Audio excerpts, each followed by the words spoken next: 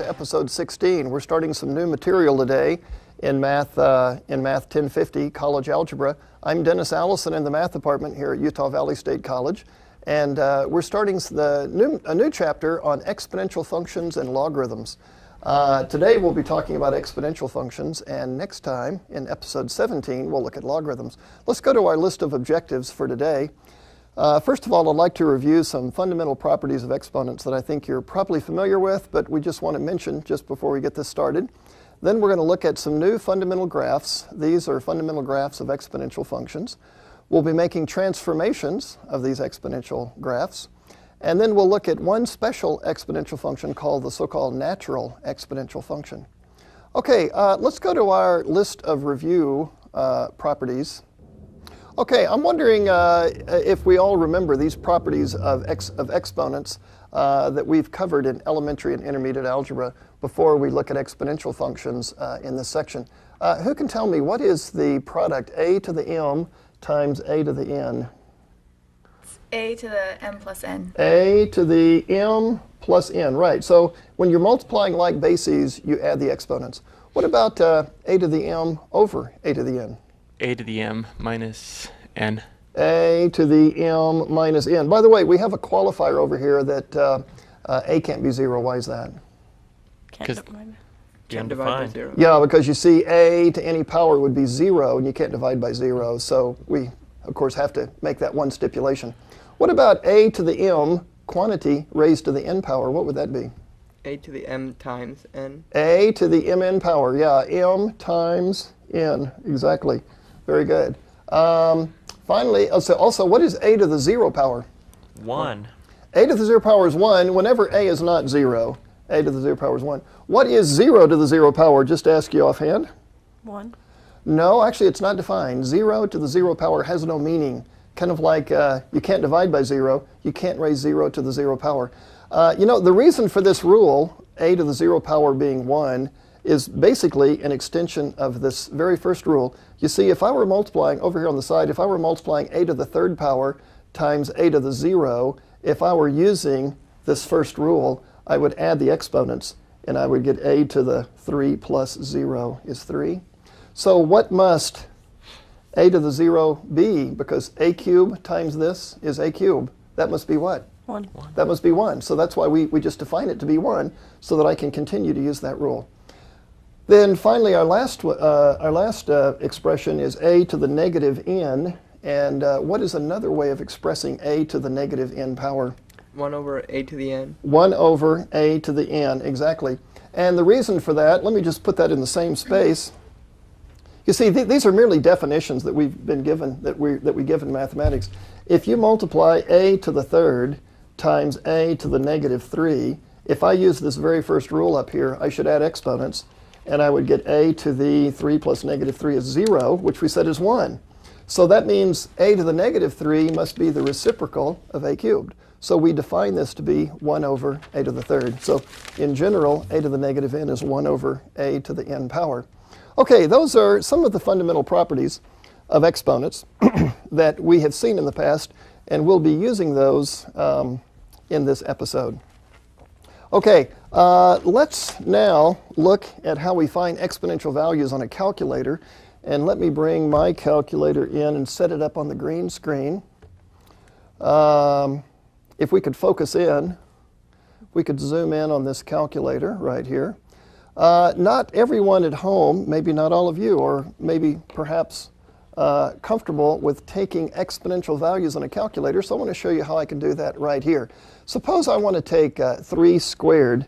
So if I turn my calculator on, I'll enter 3, and then I have this button over here with sort of a little, let me move that up so you can see it.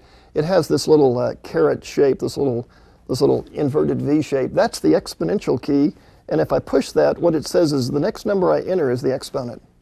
So this now says 3 squared, 3 to the 2nd power, and if I press enter, then I get 9. Let's do that one more time. Suppose I enter 12, and I want to raise it to the 3rd power. So I'll raise it to the 3rd power, and I get 1728. Now, not every calculator has this symbol for their exponential key. And if we go to the next graphic, I'll show you what other calculators sometimes have. Let's go to the next graphic. Here we go. Okay, so you see in these two examples, we have 3 raised to the second power, and then when I press enter, that's the equal sign, then I got a 9. But on some calculators, you might have a key that says y to the x power, and then on that bottom line, we have 125 raised to the power of, and then I put 1/3 in parentheses, 1 divided by 3. So that's 125 to the 1/3 power equals, and a 1/3 power is a cube root. So the cube root of 125 is 5. And so you can see what the more typical expression for that relationship is on the right-hand side. The cube root of 125 is 5. So you'll be using in this episode either that little inverted V key for exponents or y to the x. And I think there may be some calculators that have x to the y, but any of those should be able to give you an exponent.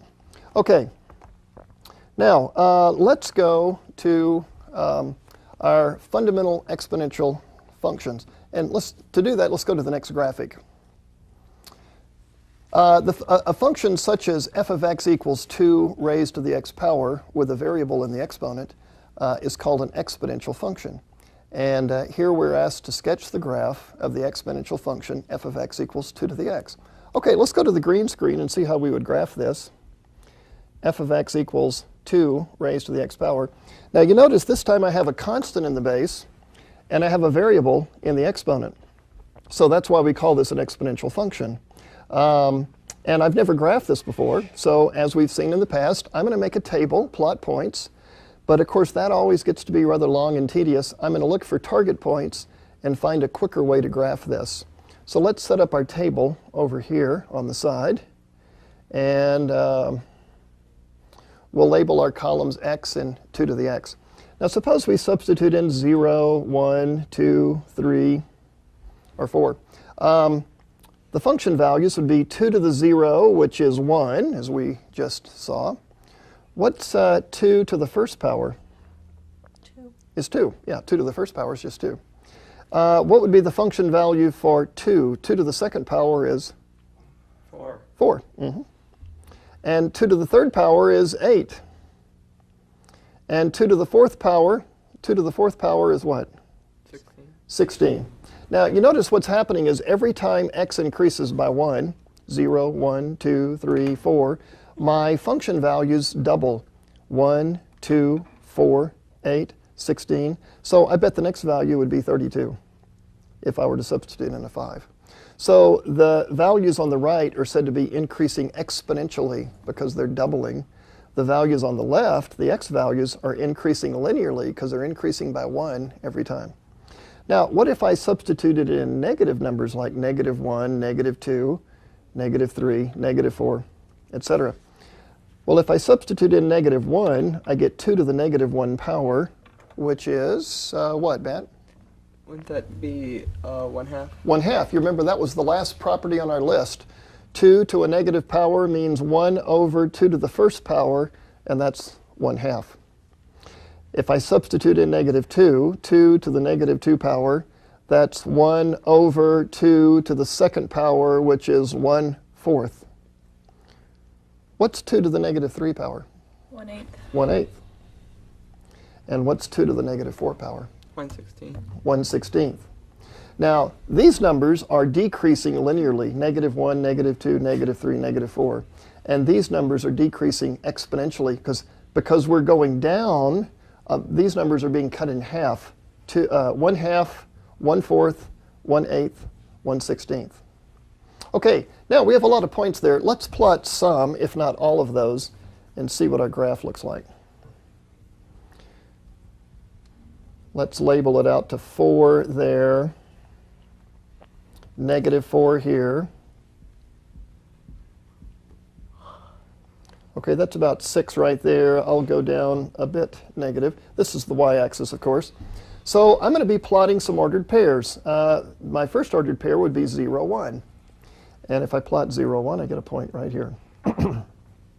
If I plot the point 1, 2, 1, 2, that would be right here. And then the next point I'd plot would be 2, what? 4. 2, 4, right, 2, 4, right there. And then 3, 8. Well, 8 would be, let's say, about there.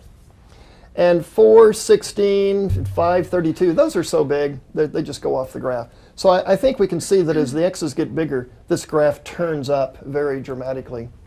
And if I go to my negative values at negative 1, I would go up to 1/2. 1/2 right there. I could probably move that up just a shade. And then at negative 2, 1/4. So it's only half as tall. And at negative 3, it's 1/8, only half as high as it was there. And at negative 4, it's 1/16. And at this point, it's so close, we really probably can't see the distinction between the point and the x-axis. So it looks to me like our graph looks like this. And this is a typical exponential function, the graph of a typical exponential function. Let me just write this over here. The graph of an exponential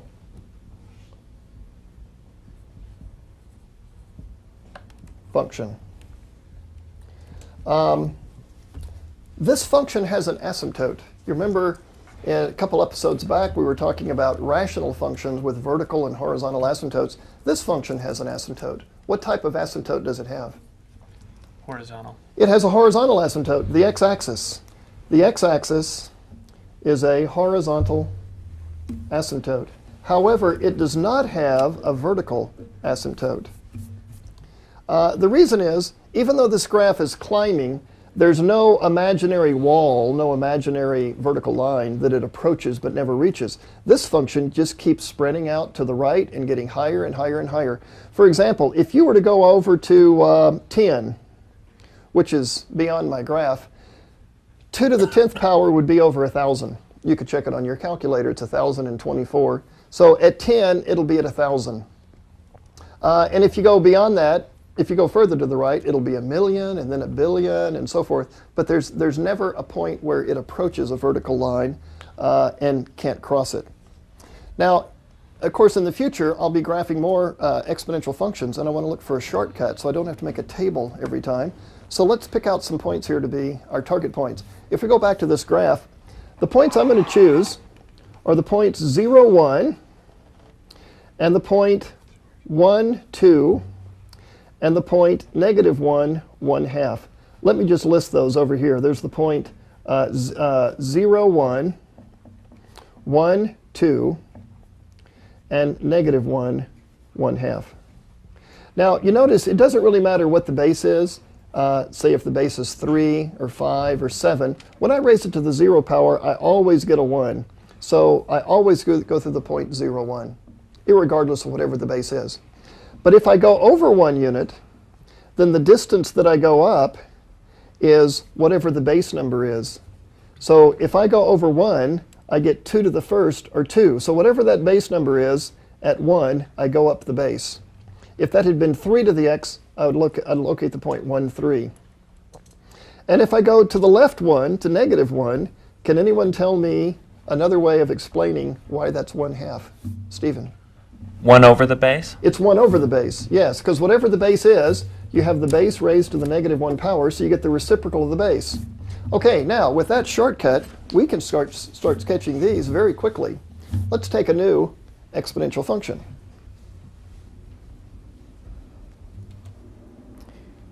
Suppose I want to graph the function 5 to the x power. So f of x equals 5 to the x power. We don't want to make that table because that's much too tedious to have to list every time. Let's take some shortcuts like we've been doing all through the course. I'm going to plot only 3 points.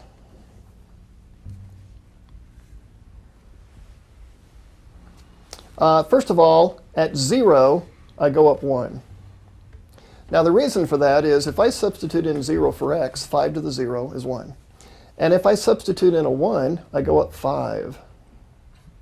There's 5 right there. Because 5 to the first power is 5. And if I substitute in a negative 1, I go up 1/5.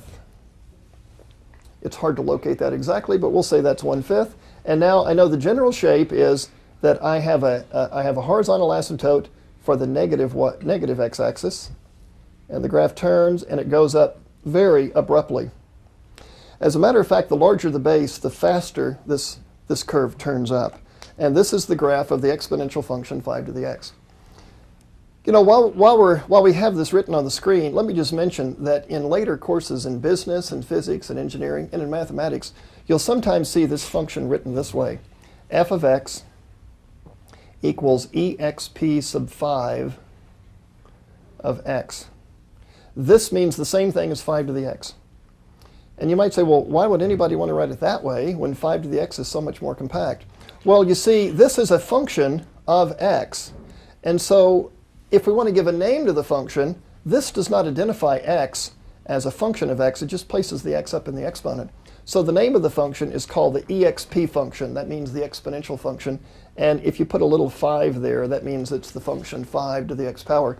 I'm not going to use this on exams, but I just want to mention this to you so that if in a later course you see a function called exp, you'll know that this is just a more familiar version of an exponential function. Let's take another function. Suppose I wanted to graph the function capital G of x equals 10 to the x power. Equals 10 to the x power. Can anyone tell me 3 points to plot?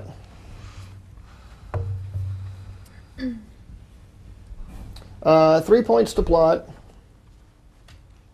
Let's see, 2, 4, 6, 8, 10's 1 unit higher than that. 3 points to plot so that I can draw this graph. X equals 1. Now we need an ordered pair. Oh, so it'd be 110. Okay, 110. If you go over 1, you go up the base. So 110, yep. 0, 1. 0, 1 right here. That's the point 0, 1. And negative 1 and 1/10. And negative 1, 1/10. Now, gee whiz, we can hardly squeeze that in there. But that's supposed to be the point 0 and 1/10. Or if you prefer, 0, 0.1 in decimal form. So this tells me that the graph is going to turn very dramatically up. And, whoops, we missed the point there, but you get the idea. It goes through that point, and over here it levels off very, very quickly, so that it's almost indistinguishable from the x-axis. For example, at -2, how high is the graph at -2? 1/100th. It's 1/100th. It's 10 to the -2 power, or 1 over 100. And at -3, it's 1/1000th. So you see, this thing collapses very quickly, and it goes up very dramatically. You know what this reminds me of is the graphs of the higher order polynomials, like x squared is a parabola, x cubed was flatter in the middle, and it turns up more dramatically. X to the 4th is even flatter in the middle, turns up even more dramatically. So the same thing happens with the exponential functions when you increase the base rather than when you increase the exponent. Another way of expressing this function, I'll just mention in passing, is to say this is exp sub 10 of x, if you should ever see that written in another book. Okay, let's look at another example of exponential functions, but I'm going to pick my base a little differently from those first few examples. Suppose we have g of x equals 1/2 to the x power. Now, you see what makes this different is I'm picking a fraction smaller than 1, a positive fraction smaller than 1 in my base. When I go to graph this, I'm going to follow the same rule for my target points. We said that at 0 we'd go up 1 unit. So there's the point 0, 1. We said that if we go over 1, we'd go up the base. The base is 1/2. And if I go back 1, I'll go up the reciprocal of the base. And what's the reciprocal of 1/2? 2. 2. So you see, this time I have a graph that's coming down. It's decreasing. and approaching the positive x-axis as a horizontal asymptote. So I can summarize the differences between this graph and the previous graphs this way. If the base is a positive number but smaller than 1, you get a decreasing function.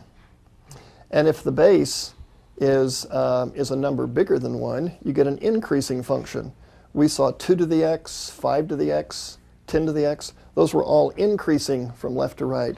But if you put in a base smaller than 1, it forces this point to be lower, and the reciprocal is higher, and this becomes a decreasing function. Now, you know, I think a reasonable question is, why would anyone want to study exponential functions? And there are many applications for these, and some of these applications we'll study in this course. For example, population growth, compound interest in banking accounts can grow exponentially. On the other hand, functions that are decreasing, like the one I've graphed right here, would be radioactive decay. If you have a radioactive substance with a certain half-life, it has less and less radioactive material in it over time. So this would represent the graph of the amount of radioactive material in that.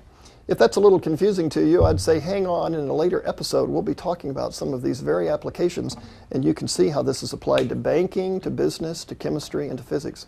Susan? If that were a -1/2, would the graph be flipped over the y-axis? Well, you know, we'll only consider situations where the base is a positive number. Oh, you mean a negative in front? Yeah.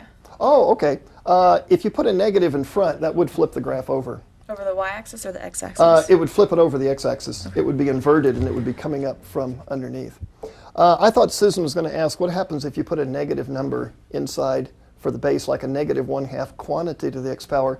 We won't be considering those functions because those are sort of intermittently defined. A -1/2 power raised to a 1/2 power, that would mean a square root of a -1/2. We can get imaginary numbers in that case. So I think it's best to just leave those alone. Oh, Stephen.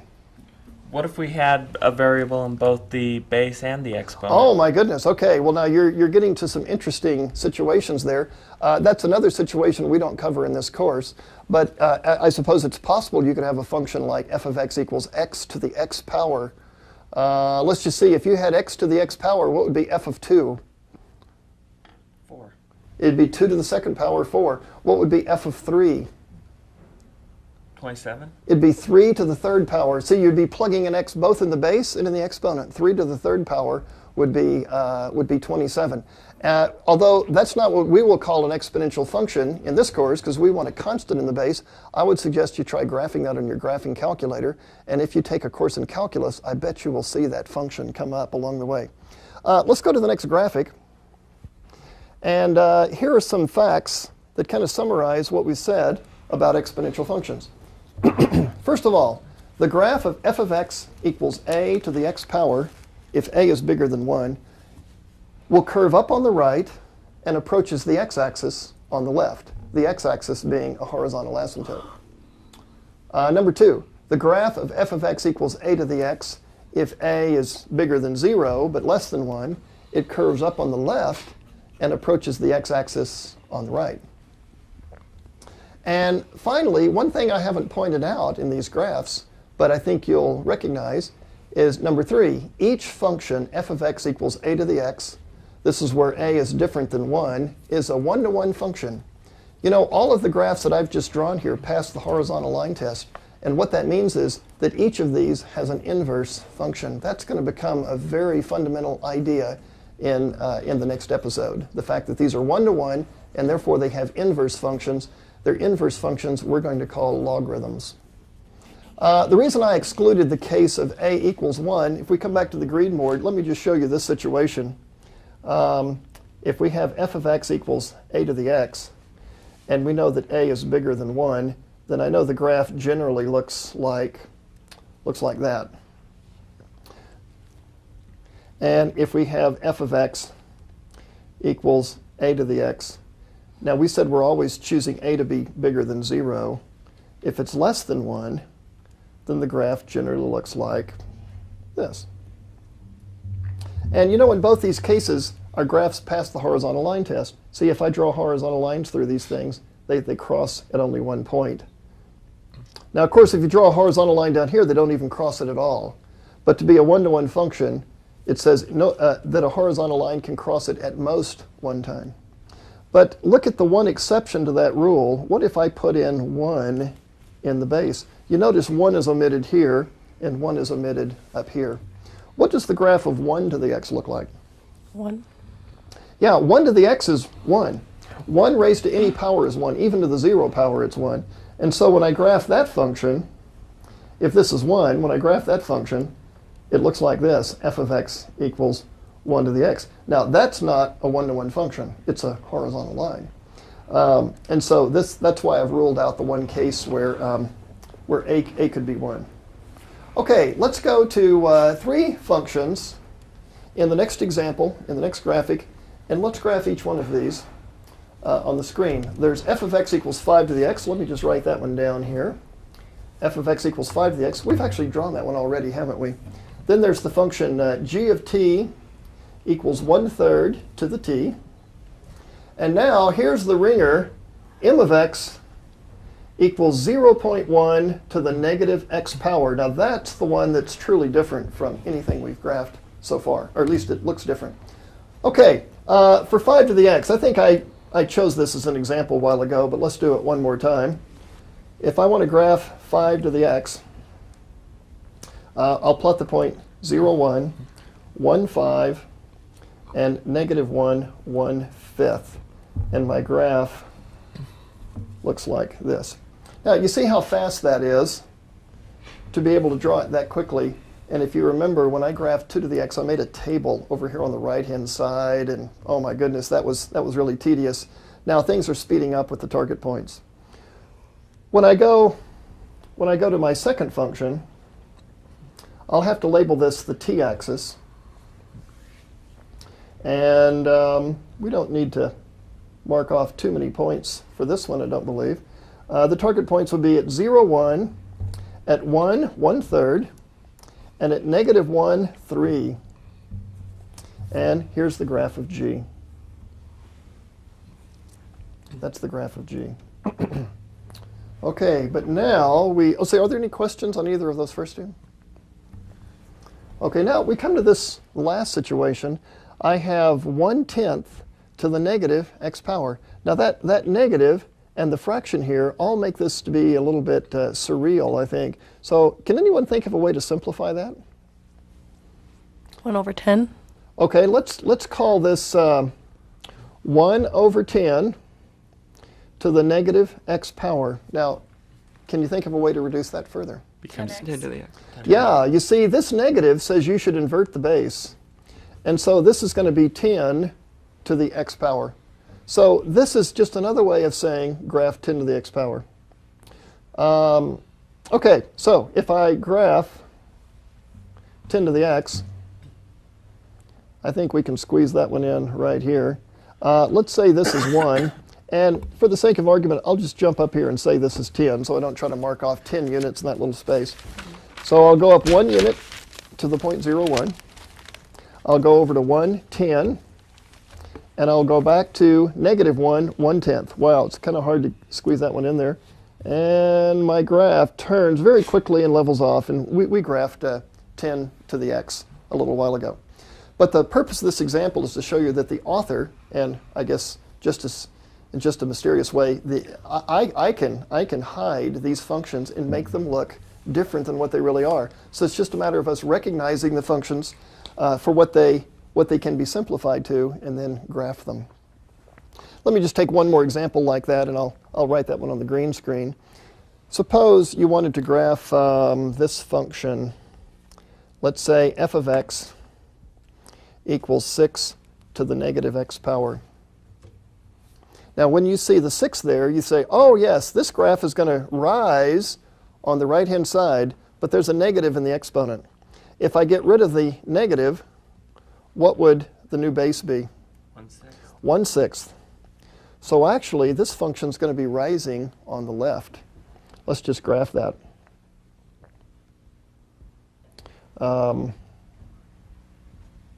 Here's 6.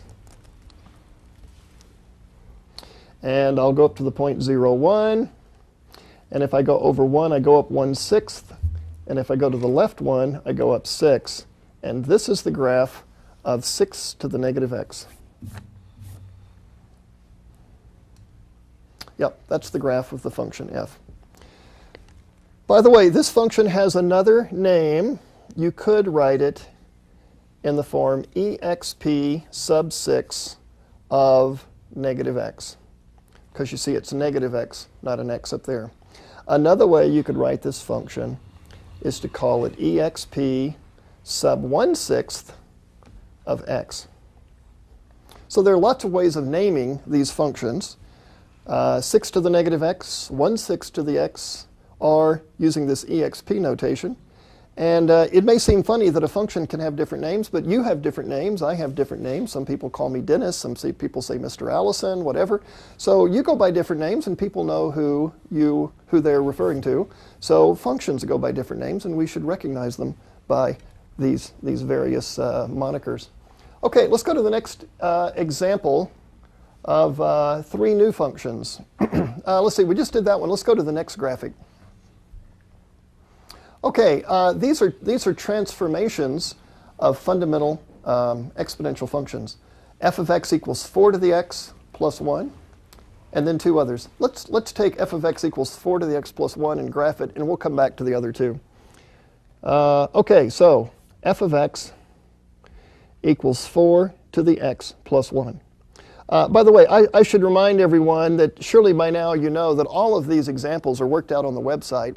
And so if you just go to the episode 16 webpage, you'll find these examples and the graphs shown. So if you're hurriedly trying to copy down everything I'm writing on the green screen, it's probably hard to keep up with. But you can see this written out fully on the web pages.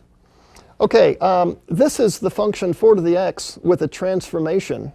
Can anyone tell me what the transformation is for this graph? Shifted up 1. Shifted up 1, right? And that's the only change that's being made. So when I draw the graph,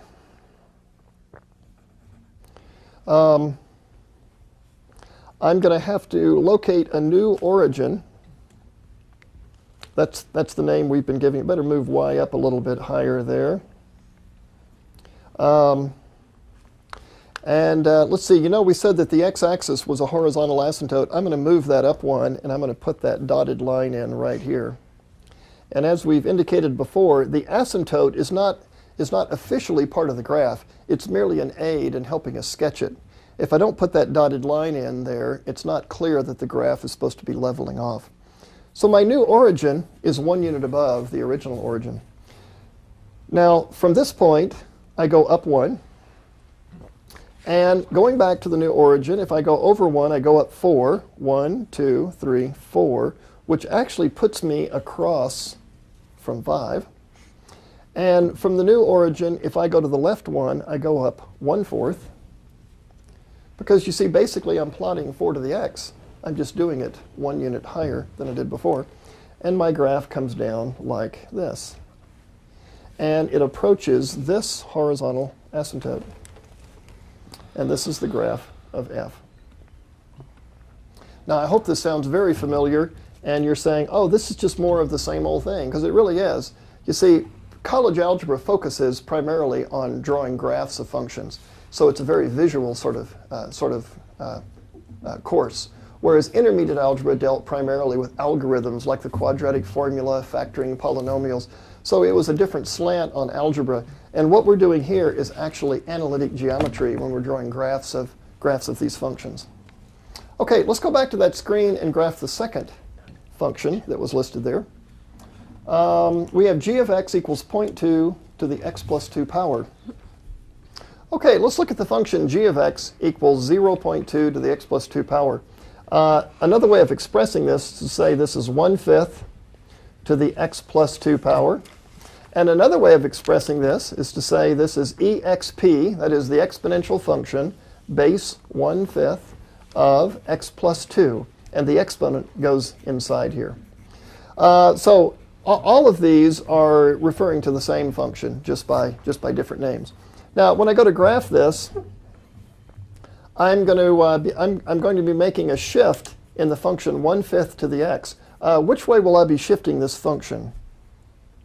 To the left. To the left 2 units. So I'll move to the left 2 units at -2. this is my new origin, but this is not a point actually on the graph, just where I'll begin to locate the points that are on the graph. Let me just fill in the rest of this axis here. X-axis, y-axis. So at -2, this is the new origin, I go up 1 point. If I go to the right one, I go up 1/5, because the base is 1/5. And if I go to the left one, I go up the reciprocal of 1/5, so I go up 5. And it looks like 5 is right there. So when I graph this function, it comes down, levels off, and it's indistinguishable from the x-axis at that point. Let me ask you some questions about this graph. Are there any x-intercepts? No. There are no x-intercepts because, as we just said, this graph approaches but doesn't cross the x-axis. Looking at it from another point of view, if you're looking for x-intercepts, what you do is let y be 0. And if I put a 0 in there, 0 equals 0.2 to the x plus 2 power. This has no solution, because if you take 0.2 to any power, you will get a positive number. You'll never get 0 for the answer. So there's no x-intercepts. Now what about y-intercepts? Is that x equal to 0? You said x equal to 0. So this time I'm going to substitute in 0 for x, and I get 0.2 to the 0 plus 2 power. And that's 0.2 squared, which is how much? 1/125th? Let's see, 0.2 times, well, 2 times 2 is 4. 1 to the 25th. 1 over 25. Okay, 1 over 25 is a fraction. Sure. As a decimal, I was going to say it's 0.04. And Stephen's giving us the answer as a fraction, 1 over 25. Yeah, that's the same thing. And so that tells me that we cross the y-axis right here at 4/100ths. Almost 0, but not quite.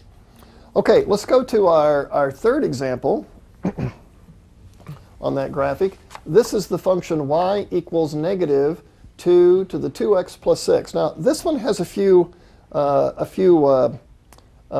tripping points in it that we need to investigate. Let's consider C, which is y equals -2 to the 2x minus 6 power. Now, let me ask you, does this mean -2 to the quantity 2x minus 6, or does it mean 2 to the 2x minus 6 with a negative outside? Which one of those is this? The second one. It is the second one. And it's merely by agreement in notation as to how this is interpreted. We don't put the negative on the 2. We raise the 2 to the exponent. And when we're finished, we put the negative outside. So this is how we interpret that. But it's only by agreement in mathematics that that decision's made. Okay, now when I graph it, the first thing I'll do is factor the 2 out of in the exponent. That's 2 to the 2 times x minus 3. Okay, and I remember that negative is outside the parentheses. It's like I have parentheses right here, but if I show them, it makes it kind of awkward to look at.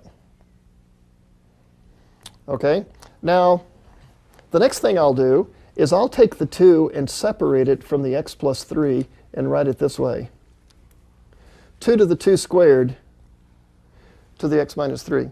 Now, you might say, wait a minute, is that legal? Well, one of our properties of exponents that we looked at on our very first graphic today was that if you raise a to the m power to the n power, that's a to the mn power. This is the product of the two exponents. So what I've done is to take the product and separate it and put a 2 in and the x minus 3 out. Now, what's the advantage of writing it this way? Matthew? Well, you can just raise 2 to the second. Okay, which is 4. 4. So why don't we just call it -4 to the x minus 3. So this function has undergone some changes, but I think it's easier to graph in this form. So if I want to graph that, what I'll do is make a translation. Which way should I translate this? Up or down or left or right? To the right. To the right, yeah. This says move it to the right. I'm going to move it to the right 3. And this tells, the negative sign tells me the graph is inverted. So rather than going up 1, I'm going to go down 1.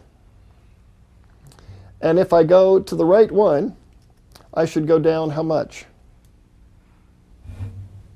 4. 4. Yeah, I should go down to negative 4.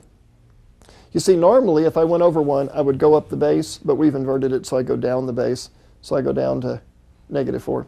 And going back to the new origin, if I go to the left one, I should go down the reciprocal of 4, or 1/4. So my graph looks like this. Yep.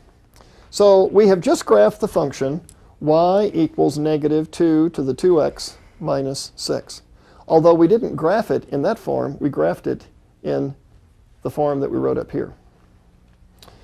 Okay, so if you have a coefficient in the exponent, like a 2 in this case, I would say bring that 2 in to the base, change the base, and make the exponent look simpler. Let me just work another example like that. Suppose we have f of x equals 1/2 to the 3 minus 3x power.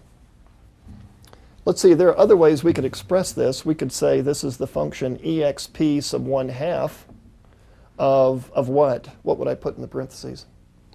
3 minus 3x. 3 minus 3x. Yeah, I could write it that way, although it certainly doesn't look any better than it did to begin with. I think part of the problem is I have a coefficient on the x. So let's try going this route. I'm going to factor out the negative 3, factor out a negative 3, and call this x minus 1. I factor out a 3 because 3 is a common factor, and I factor out a negative because I'd like the x to come first rather than second. Now the negative 3 I can bring inside the 1/2, and that's 1/2 to the negative 3 power, and then that's raised to the x minus 1 power. Now what's 1/2 to the negative 3? 8. That would be 8, yeah. That's 8 to the x minus 1. Okay, now I think we actually have something we can deal with fairly easily. This is the same thing as what I had over here. So what I've done is I've used properties of exponents to get me from there to 8 to the x minus 1. And now 8 to the x minus 1 I figure I can actually handle. That's not such a complicated graph. Okay, let's graph it right here. I'll set up my axes. And let's see, was there a question? No? Okay. So if I go over 1, that's my new origin, and I should go up 1 to locate a point. So at 1, I go up 1. If I go over another 1, I should go up how much? 8. 8. I should go up 8. Well, for the sake of argument, let's say 8 is right there. And if I go back 1, which puts me right at the origin, I should go up how much? 1/8. 1/8. Right here. And what we have just graphed is the function f of x equals 1/2 to the 3 minus 3x power. It looks very ugly that way, but when we say it's the same thing as 8 to the x minus 1, it doesn't look so difficult in that format. So we've graphed both these functions at once because they're the same thing. We've graphed 1/2 to the 3 minus 3x, and we've also graphed 8 to the x minus 1 power. It's the same function, going by different names. Okay, now I'd like for us to look at one special exponential function that has numerous applications in business, in chemistry, in physics, in engineering, and in still other disciplines. And this one is called the natural exponential function. Now, the base of this function is a special number called e. If we can come back to the green screen for a moment, let me just show the class something here. You know, there is a number 1.41428, something like this. And nobody remembers those decimals exactly. In fact, I'm not quite sure I have it exact. But the way we write that number is we call it the square root of 2. Because this is a symbol for an infinite decimal expansion that we just couldn't write out. It's infinitely long. On the other hand, 1.732 ... Does anybody know what that is? Square root of 3. That is the square root of 3, or at least it's the first few decimal expressions, decimal values of the square root of 3. How about this number? 3.14159 what number is that? Pi. Pi, yeah. See, we have a symbol for that number because it's just too difficult to try to express it exactly. In fact, it's impossible to express it exactly because it's infinitely long. We don't have enough time in our lifetimes to write out a number infinitely long. Well, there is another number that you haven't seen before, but you'll see now, is 2.718 ... This number is called e. Now, the reason you haven't seen it before is because this number is only useful as an exponential number with exponential functions. And now we have arrived at that point. So this is sometimes referred to as the natural exponential number, or I'll just say e for exponential number. Okay, so what you want to remember is the 2.718. Okay, now let's go back to this graphic, and we will look at what's called the natural exponential function. It says the natural exponential function is the function f of x equals e to the x, where e is approximately 2.718. And my example here has two parts, and it says sketch the graphs of the following functions. First of all, let's graph the natural exponential function e to the x, and then let's graph the function e to the x minus 1 minus 2. Now, these are as easy to graph as the last ones that we just looked at. Let's take this first case, f of x equals e to the x. Now, you might ask the question, why is it called the natural exponential function? What's natural about 2.718 ... There's nothing, doesn't seem natural at all. Well, this function arises in a, quote, natural way when you investigate certain applications that we'll be seeing in the next few episodes. So because of it's sort of a natural representation of certain problems, it's called the natural exponential function. And you might say, Dennis, how natural is it? Well, I tell you what, it's so natural. If you look on the green screen, this function is sometimes abbreviated as exp of x, and there's no subscript. If there's no subscript on the exp function, they mean to use the natural base, and the natural base is base e. Not base 2, not base 5, but base e. So if you wanted for emphasis, you could put a little e down there, but that would be redundant, because if you leave it out, it's assumed to be the natural exponential function. Again, I will not use this notation, this exp notation, on exams or homework, but I'm just letting you know this for applications of this material. Okay, I'd like to graph this function, and we said that e is approximately 2.718. So when I graph this exponential function, I'll graph it just like I've graphed all the others. There are 3 target points. What will be the first target point? 0, 1. 0, 1, exactly. Nothing's changed. What will be the second target point? 1e. 1 and go up e, okay? Well, that's about 2.7. I'll have to kind of approximate that. That's about e, let's say, right about there. And if I go back 1, I go up 1 over e. Now, you can try this on your calculator. If you take 1 over e, that's approximately 1 over 2.718, and that's approximately 0.36. So let's say it's roughly a third. I'll go up roughly a third, because who's going to be able to tell the difference between 0.36 and 0.33? It's indefinitely. So I locate these 3 points, and I draw the natural exponential function. Well, it should be approaching the x-axis right there. Okay, now this is the first time we've graphed this function, but it won't be the last. You will see variations of this graph come up frequently in the rest of the material for exam 3, and you'll see it come up in other courses where college algebra is applied. So when you look at this function, it looks very much like all the other exponential functions that we've been graphing, except it's allowed us to discuss this new number, e. Let's see, there was another function there that we wanted to graph. G of x equals e to the x minus 1 minus 2. Let's graph that one. G to the x equals e to the x minus 1 minus 2. First of all, can anyone think of a way to write that using the exp notation? exp of x minus 1, Right. close parentheses, Minus 2. Minus 2. Yeah, it looks kind of weird that way, doesn't it? But believe it or not, that is another representation for this function. Okay, we'd like to graph this. So what I'll do is to make two translations.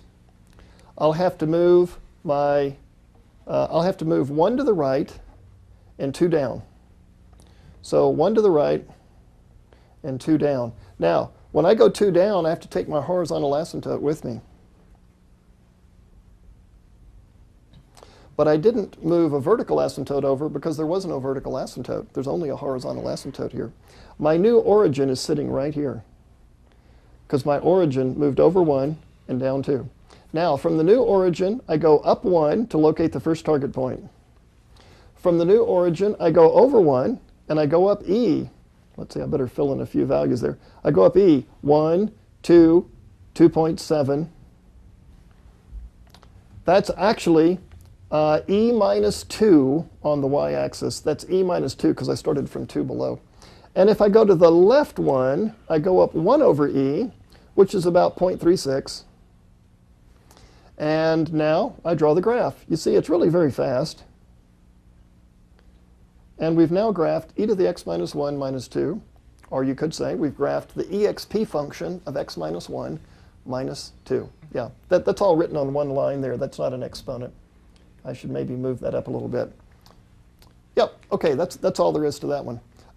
This one is not on the graphic, but let me just ask you how you would graph this. Suppose you wanted to graph the function f of x equals 2 times e to the 1 minus, let's say, 1 plus x. E to the 1 plus x. Oh, excuse me, let me just change that in one way. I'm going to change that to the negative x. I think that would be more instructive. Any suggestions on how we would graph this? We can make the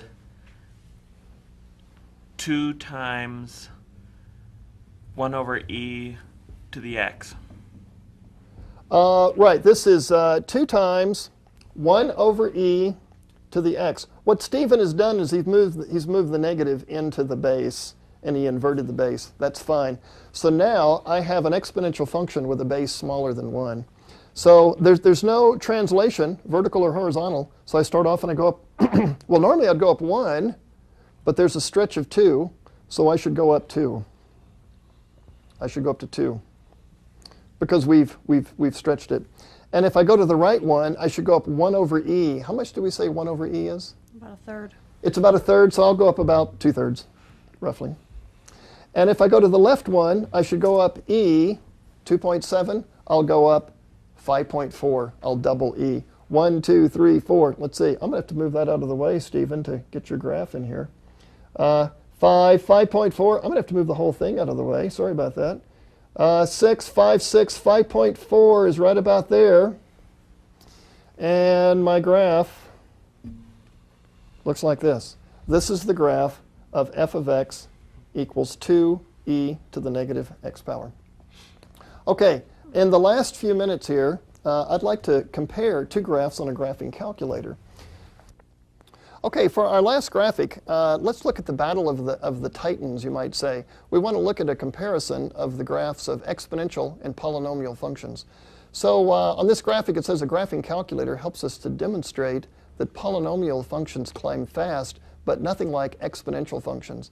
And we want to compare the graphs of f of x equals 2 to the x and x cubed. Okay, so if we come to the green screen here, I've gotten this set up so that we're graphing, first of all, 2 to the x, that's the function y1, and then x cubed is the function y2. Now, for example, what if I substitute in x equals 1? How much would be 2 to the x if x is 1? 2. It's 2. And how much would be x cubed when x is 1? 1. So it looks like the exponential function is bigger than the cubic function. But if you go to 3, if you plug in 3, 2 to the third power is 8, but 3 cubed is 27. Now the cubic function is bigger than the exponential function. Let's take a look at this graph. I've set up the window. Let me just show you the window size I've chosen here. My x's go from 0 to 5, and my scale is 1 unit on the x-axis. And my y units go from 0 to 10. And just so it's not too cluttered, I made the scaling every 5 units. And when I draw the graph, here's the exponential function, and then here's the cubic function starting underneath, but it crosses it. So it looks like the cubic function passes up the exponential function. In fact, it certainly does. But I think the exponential function is going to crisscross with it, and the exponential function will be on top eventually. Let's zoom out. I'm going to pick a larger window. Okay, this time, let's have our x's go from 0 to 10. And I'll change my x scale so that, let's say, every 5 units there's a tick mark on the x-axis. And I'll have my y's go from 0 to 200. In which case, maybe we better have our y scale go every 50 units. And let's draw this graph. Okay, so first we see the exponential function, 2 to the x, turning up. And now we see the cubic function, and you see here's the cubic function on top. It was a graph second because it was the second one in my list. And they did a little crisscross back here that we just observed, but now it's so compressed we can't see it anymore. The cubic function is above the exponential. But I think there's going to be another crisscross higher up. Let's go back to the window and raise it. I'm going to have my x's and my y's go up to 1,000. And let's have our y scale be every 250 units, and let's see what happens. Here's the graph. Here's my exponential function. It's rising much slower now because this is 1,000 units high. Look, they're crossing. I think if I go up a little bit higher and go over a little bit wider, we'll actually see the crisscross. So I go to the window one more time. And let's have this go from 0 to, let's say, 15. And let's have this go from 0 to maybe, let's say, 1,250. And the graph looks like this. Here's the exponential function. Here comes the cubic function. And they cross. So the exponential function's back on top. They will never cross again. There were 2 intersections. There was one very close to the origin. There's another one further up here. And that's all for today. We'll have to stop.